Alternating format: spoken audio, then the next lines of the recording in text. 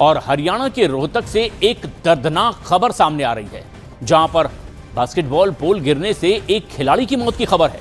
लेकिन यह अकेला हादसा नहीं है। पिछले 2 दिन में हरियाणा के अंदर ही बास्केटबॉल कोर्ट में एक ही तरह से 2 हादसे हो गए, जो तस्वीरों में इस वक्त आप देख रहे हैं, बहादुरगढ़ में और रोहतक में। 16 साल के एक प्लेयर पर यह पोल गिरा, हार्दिक की इसमें जान चली गई। लेकिन बहादुरगढ़ में 15 साल के अमन पर इसी तरह के हादसे की वजह से परिवार में अब मातम। मन्नू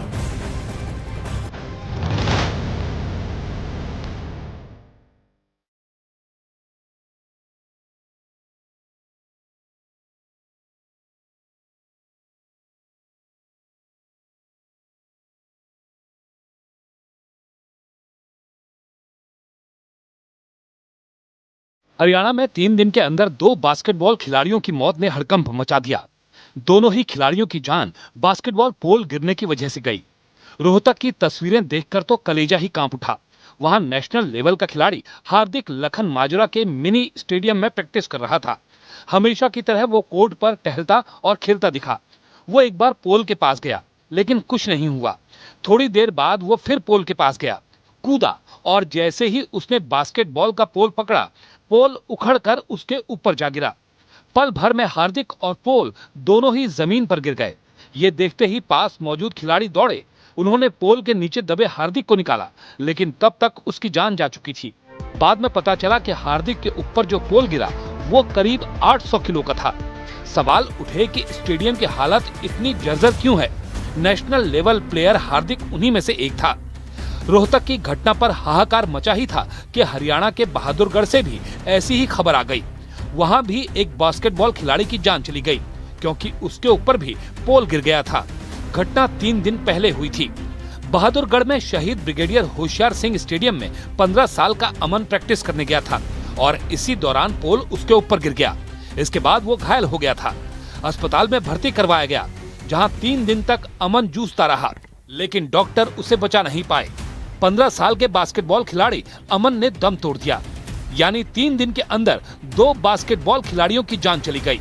सवाल उठने शुरू हुए, क्योंकि घटनाएं उस राज्य में हुई जहां से अंतर्राष्ट्रीय खेलों में देश को सबसे ज्यादा पदक मिले, यानी हरियाणा में। लापरवाही का आरोप लगा तो राज्य सरकार ने ताबड़तोड़ एक्शन लेना शुरू किया। रोहतक के जिला खेल अधिकारी को निलंबित कर दिया गया। बास्केटबॉल नर्सरी को भी निलंबित किया गया। खेल राज्य मंत्री ने 28 नवंबर को ताऊ देवीलाल स्टेडियम में हाई लेवल बैठक बुलाई, क्योंकि 2 होनहार खिलाड़ियों की मौत ने पूरा का पूरा सिस्टम ही हिलाकर रख दिया।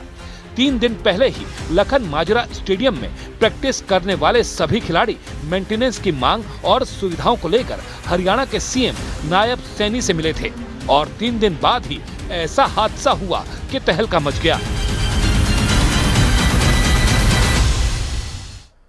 हरियाणा से ही एक और अहम खबर आ रही है। गुरुग्राम में यहां पर हरियाणा में डीजीपी को एक थार मालिक ने नोटिस भेज दिया। थार मालिक ने डीजीपी ओपी सिंह से माफी की मांग की है। दरअसल बीते दिनों डीजीपी ने थार चलाने वालों को अपराधी मानसिकता का बताया था, और इसी से नाराज होकर के अब गुरुग्राम के एक शख्स ने नोटिस भेज दिया है सीधे डीजीपी को, और डीजीपी से 15 दिन के भीतर ही सार्वजनिक तौर पर माफी मांगने की बात कही है।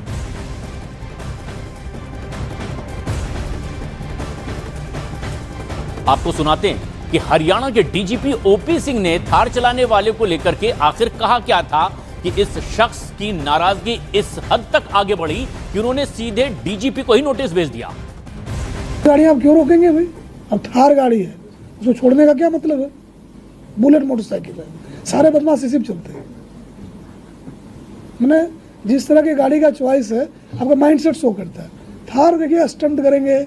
हमारा के एसीपी का बेटा था, वाला गाड़ी चढ़ा दी उसके ऊपर और रोया फिर रहा है कि हमारे बेटे को छोड़ो जी। अब किसके नाम से थार है? बोले हमारे, तू ही बदमाश है। हम लिस्ट निकाले पुलिस की, कितने लोगों को थार होगी, जिसके पास भी थार होगी ना दिमाग घुमा होगा उसका।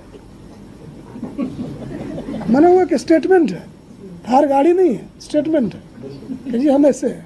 तो ठीक है, भुगतो जी। दोनों मजे थोड़े होंगे, दादागिरी भी हो, अब फंसे भी ना, दोनों कैसे होगा? खबर मुंबई से है, जहां कुर्ला में 21 साल के एक लड़के को जिंदा जलाने की कोशिश की वजह से पूरे शहर को इसने हिलाकर रख दिया और बताया यह जा रहा है कि रंजिश की वजह से इस वारदात को अंजाम दिया गया है।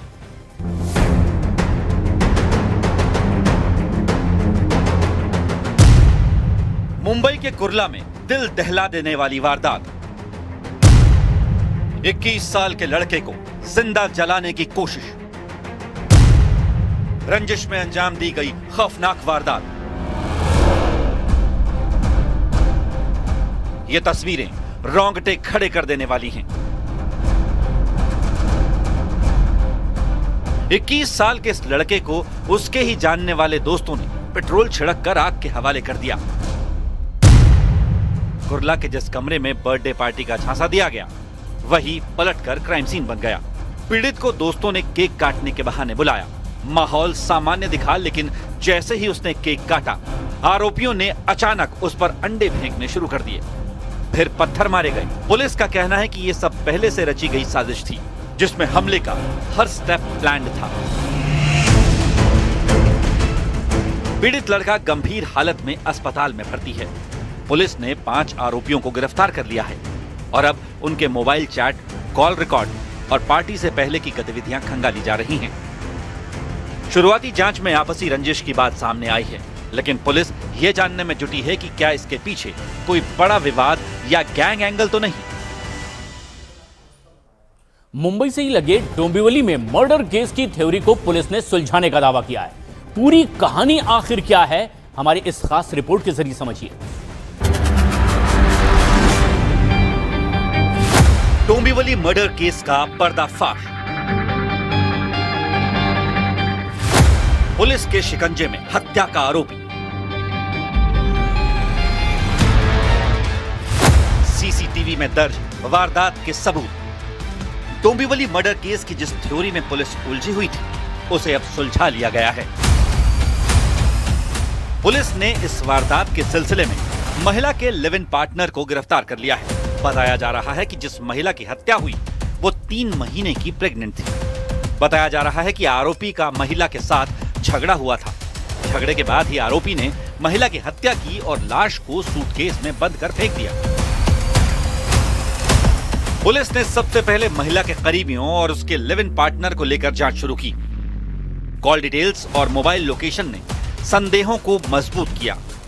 इसी दौरान एक सीसीटीवी फुटेज सामने आई, जिसमें एक शख्स सूटकेस खींचता हुआ दिख रहा है। पुलिस के लिए यही सीसीटीवी वीडियो सबूत बना। फुटेज मिलने के बाद पुलिस ने सर्च ऑपरेशन तेज किया और आरोपी को गिरफ्तार कर लिया। पुलिस अब आरोपी से पूछताछ में जुटी है कि आखिर उसने इस बेरहम डबल मर्डर को क्यों अंजाम दिया।